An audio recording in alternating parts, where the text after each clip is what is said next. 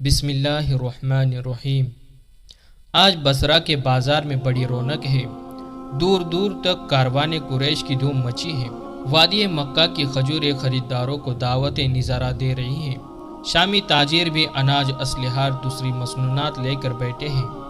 کہیں جنس کے بدلے جنس کا سودا ہے تو کہیں درہم و دیناروں کی بات ہے۔ دونوں طرف سے خرید و فروخت اور دادوس و بازار گرم ہے۔ سوداگر اپنے مال کے تعریف میں رطب اللسان ہے۔ قریش کو اپنی جگہ اپنا مال فروخت کرنے کی جلدی ہے اور شامیوں کو اپنے سودے پر ناز ہے، اس لیے کہ ابھی خرید و فروخت ابتدائی مرحلے میں ہے۔ شامی سوداگروں کی ٹولیاں کاروان قریش میں گردش کرتی ہوئی آتی ہیں اور ہر چیز کو غور سے دیکھتے ہوئے دبلے پتلے اونٹوں کی قطار کے پاس آ کر رک جاتی ہیں، جو بھورے اور بادام ٹیلوں کے مانند ہے، ترتیب سے دور دور تک پھیلی ہوئی دکھائی دیتی ہے۔ سامنے تجارت کے ڈھیر ایک ہی جگہ لگے ہوئے ہیں، جہاں ایک نو عمر لڑکا اور ایک بوڑھا سوداگر ان کی نمائش میں مصروف ہے۔ یہ نوجوان حضرت محمد صلی اللہ علیہ وسلم اور ان کے چچا ابو طالب ہے، جنہوں نے سامان کو کچھ اس طرح سے سجا رکھا ہے کہ ہر تاجر کی نگاہ اس پر مرکوز ہو کر رہ جاتی ہے اور بڑھ بڑھ کر بولیاں لگاتی ہے۔ شامی سوداگر آپس میں الجھتے ہیں اور تانا زنی کرتے ہیں اور غضب میں ایک دوسرے پر کمینہ، دغاباز اور جھوٹا ہونے کا الزام لگاتے ہیں۔ کوئی ابو طالب کے سامان تجارت کے عیب کو گناتا ہے تو دوسرا اسے اندھا، احمق، بیوقوف کہہ کر ہنستا ہے۔ کچھ چھپ کے سرگوشیاں کرتے ہیں، کچھ مال کو دیکھ کر سونگھتے ہیں اور الٹ پلٹ کر جائزہ لیتے ہیں اور پھر جا کر آپس میں صلاح مشورہ کرنے لگتے ہیں۔ ادھر یہ ہو رہا تھا اور ادھر ابو طالب اپنے مال کی نمائش کے ساتھ ساتھ ہر اعتراض کا مختصر لیکن تسلی بخش جواب دیتے ہیں، اور جب تک ایک گراہک قائل نہیں ہو جاتا دوسرے سے مخاطب نہیں ہوتے۔ ان کے دوسرے تاجر ساتھی حیرت زدہ ہے کہ اس دفعہ ابو طالب کے مال میں وہ کون سی بات ہے جس کی وجہ سے گراہک شہدوں کی مکھیوں کی طرح آتی ہیں اور اسے حاصل کرنے کی خاطر آپس میں لڑ جھگڑتی ہیں۔ حالانکہ ہمارا مال ابو طالب کے مال کے مقابلے میں کس طرح بھی گھٹیا نہیں ہے۔ قریش تاجر ابو طالب کے مال کو خریدوں کو حسد سے دیکھتے ہیں۔ حضرت محمد صلی اللہ علیہ وسلم اپنے چچا کے ساتھ سامان کی نمائش میں نہایت سرگرم ہیں۔ وہ جوڑ توڑ ہوتے دیکھتے ہیں، گراہکوں کی باتیں غور سے سنتے ہیں، بھاؤتاؤں کے اتار چڑھاؤ کی طرف توجہ دیتے ہیں۔ ان کی آنکھ گراہکوں کے چہرے پر پیدا ہونے والے تاثرات کو بخبر دیکھتی ہے اور دماغ میں ان کی باتوں کا خلاصہ تیار کرتے جا رہے ہیں۔ ان کے سامنے طرح طرح کے انسانی چہرے اور معاملات رنگ برنگی پہلو موجود ہیں، جن کا مشاہدہ غور و فکر کی نئی نئی راہیں کھول رہا ہے۔ اودھ دل و نظر کی دنیا میں وسعتوں کے چمنزار پھیلتے جا رہے ہیں۔ ابو طالب کا سارا مال فروخت ہو چکا ہے اور وہ مکہ لے جانے کے لیے سامان تجارت کی خریدی میں مشغول ہے، لیکن کاروان قریش کے تاجروں کو کئی دن کے گھس کے بعد بھی ابو طالب کے مقابلے میں نفع نہیں ہوا۔ حضرت محمد صلی اللہ علیہ وسلم نے اپنا مال فروخت کرنے کے بہت سے فن سیکھ لیے۔ گراہکوں سے نپٹنا اب آسان نظر آتا ہے، صبر اور برابری کا بخوبی انداز ہو گیا ہے۔ تجارت بکریاں چرانے سے دلچسپ مشغلہ ہے۔ اب میں اپنے چچا کا ہاتھ بٹایا کروں گا، یہ سوچتے ہوئے حضور اکرم صلی اللہ علیہ وسلم کے چہرے پر خوشی کی لہر دوڑ جاتی ہے۔ ابو طالب نے اپنا مال خرید لیا۔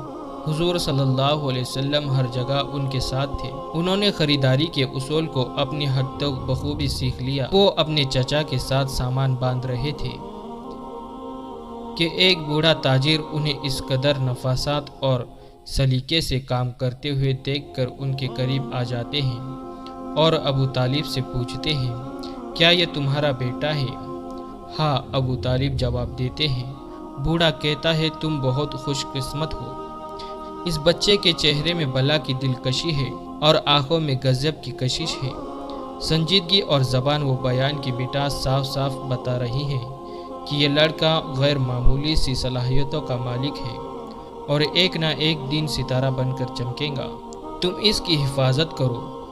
میں تم سے سچ کہتا ہوں، میں نے یہ بال دھوپ میں سفید نہیں کیے۔ میں نے کیسر و کسریٰ کے دربار میں گلفام شہزادوں کو دیکھا ہے، لیکن تمہارا یہ لڑکا امی ہونے کے باوجود اہم و فراست میں ان سے کئی زیادہ بیدار ہے۔ ابو طالب مصروف ہو جاتے ہیں۔ حضور صلی اللہ علیہ وسلم کی نگاہیں جھک جاتی ہیں اور بوڑھا تاجر ان کا ہاتھ چومتا ہے۔ کاروان قریش یعنی صلی اللہ علیہ وسلم کا قبیلہ شام کے مختلف شہروں میں خرید و فروخت کرنے کے بعد آج مکہ کی طرف روانہ ہوا۔ ابو طالب حساب کتاب کے بلبلوں سے نکل کر مطمئن ہو جاتے ہیں۔ انہیں توکل سے بڑھ کر منافع ہوا۔ ان کے ساتھی بوجھے بوجھے نظر آتے ہیں۔ انہیں اپنے مال و معاملات پر ناز تھا، لیکن ابو طالب کے مقابلے میں آج کا دن ان کے حق میں نہیں تھا۔ حضور صلی اللہ علیہ وسلم مشاہدہ کی دولت سے مالا مال ہے۔ انہوں نے تجربات کی ایک وافر ذخیرہ جمع کر لیا، اس لیے اب واپسی پر راستے کا چپا چپا پہلے سے کئی زیادہ پرکشش اور بامال معلوم ہوتا ہے۔ ادھر مکہ میں قافلے کی آمد کی اطلاع ملتی ہے اور ایک خوشی کا سما ہوتا ہے۔ لوگ اپنے عزیز و اقربات کے استقبال کے لیے راستے میں نکلتے ہیں۔ بنو ہاشم کے گھرانے سے عباس رضی اللہ تعالیٰ عنہ اور حمزہ رضی اللہ تعالیٰ عنہ کے ساتھ ابو طالب کا بیٹا طالب بھی آ رہا ہے۔ حضور صلی اللہ علیہ وسلم کے والد کی کنیز ام ایمن، جسے آپ صلی اللہ علیہ وسلم نے امی کی موت کے بعد امی کہہ کر پکارا، والہانہ انداز میں چلی آ رہی ہے۔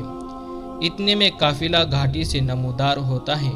کچھ لوگ خوشی سے نعرے لگاتے ہیں، کچھ دیوانہ وار ناچتے ہوئے قافلے کی طرف بھاگتے ہیں۔ ام ایمن کی نگاہیں محمد کو ڈھونڈ رہی ہیں۔ وہ اپنے آنکھوں کے تارے اور کلیجے کی ٹھنڈک کو بے تابی سے تلاش کر رہی ہیں۔ انہیں جگر گوش عبداللہ سے بے پناہ پیار ہے۔ اسی تجسس کے عالم میں ان کی نظریں جناب محمد صلی اللہ علیہ وسلم پر پڑتی ہیں۔ تنفس کی رفتار بڑھ جاتی ہے اور رگوں میں مست لہریں دوڑ جاتی ہیں۔ قافلہ مکہ میں داخل ہوتا ہے۔ اونٹ بٹھائے جاتے ہیں۔ اس میدان میں کان پڑی آواز سنائی نہیں دیتی۔ لوگ نہایت شوق و ذوق سے سامان اتارنے میں مصروف ہیں تاکہ غروب آفتاب سے پہلے ہر چیز کو ٹھکانے لگایا جا سکے۔ ابو طالب اور اس کا بیٹا طالب بھی اس کام میں مشغول ہے اور حضور صلی اللہ علیہ وسلم انتہائی تیزی سے کام میں مشغول ہیں۔ عباس رضی اللہ تعالیٰ عنہ اور حمزہ رضی اللہ تعالیٰ عنہ، جو حضور صلی اللہ علیہ وسلم کے ہم عمر چچا ہیں اور ان کے معاون ہیں اور جوانوں کی طرح مشقت کر رہے ہیں، دیکھتے ہی دیکھتے شب کی سیاہی پھیلنے لگی اور رفتہ رفتہ یہ سارا ہنگامہ خاموشی کی نظر ہو جاتا ہے۔ مگر دوسرے دن طلوع آفتاب کے ساتھ خرید و فروخت شروع ہو جاتی ہیں اور گراہکوں کی الگار کا سلسلہ تیسرے دن تک ختم ہو جاتا ہے اور حضور صلی اللہ علیہ وسلم اتنی چھوٹی سی عمر میں ایک کامیاب تاجر بن کر ابھرنے لگتے ہیں۔ ناظرین، یہ تھا ہمارے پیارے نبی صلی اللہ علیہ وسلم کا بصرہ کی طرف تاجری کا سفر۔ اس کے بعد بھی صلی اللہ علیہ وسلم نے کئی تجارتی سفر کیے۔ اگر آپ کو اس بارے میں تفصیلی ویڈیو چاہیے ہو تو کمنٹ کریں۔ ناظرین، اگر یہ ویڈیو پسند آئی ہو تو ویڈیو کو ضرور لائک کریں اور چینل پہ نئے ہوں تو چینل کو سبسکرائب کریں۔ ملتے ہیں اگلے ویڈیو میں، تب تک کے لیے اللہ حافظ۔